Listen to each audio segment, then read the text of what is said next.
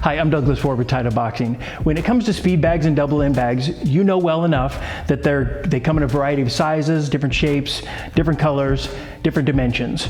You have a wide selection. You also have a variety of speed bag bladders, and that's good because at some point in time, either the bladder is going to stop maintaining air or it's going to outright bust. Although you and I know that Title bladders last forever. But in the case that you do have to change one, I want to show you how so you're armed and equipped and can make that change on your own. Obviously this bag still has all of its air in it, so we're going to take the air out, deflate it so that we can actually demonstrate what it would take to change the bladder in this bag. You may need to use needle nose pliers or something that you can grab the laces to actually get a hold of them and get it unlaced.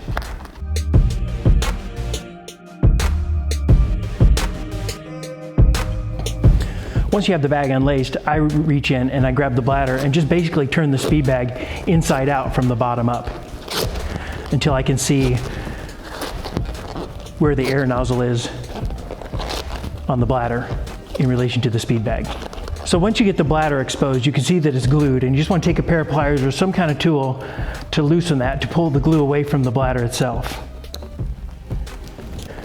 But then you just want to pull the bladder from the bag itself.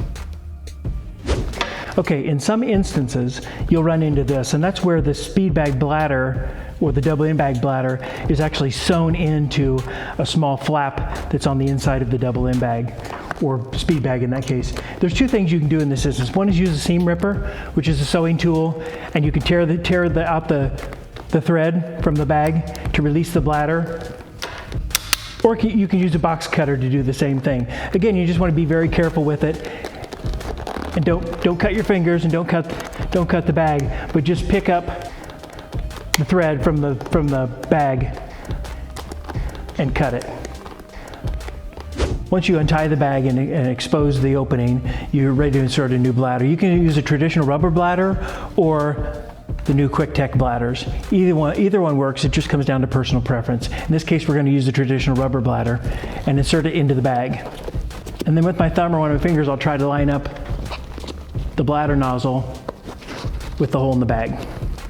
Once I see that I've lined up the two holes, I will take and insert the needle from the pump to keep the two holes in line with each other so I don't lose the bladder when I begin filling it.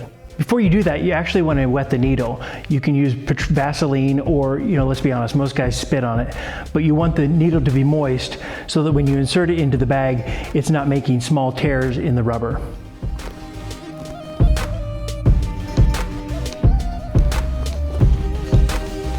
There, now I won't lose track of the bladder. I'll attach the pump back to the air nozzle and begin filling.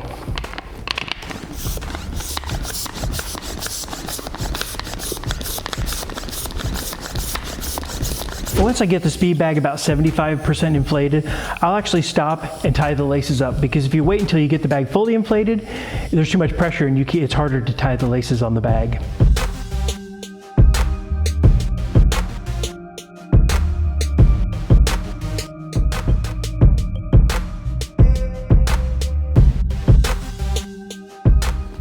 Go back through and tighten the laces so it'll be nice and secure when you pump the bag all the way back up.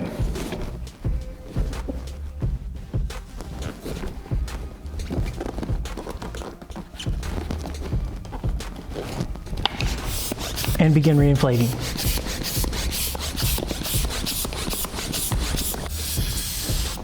There you go, reinflated, good as new.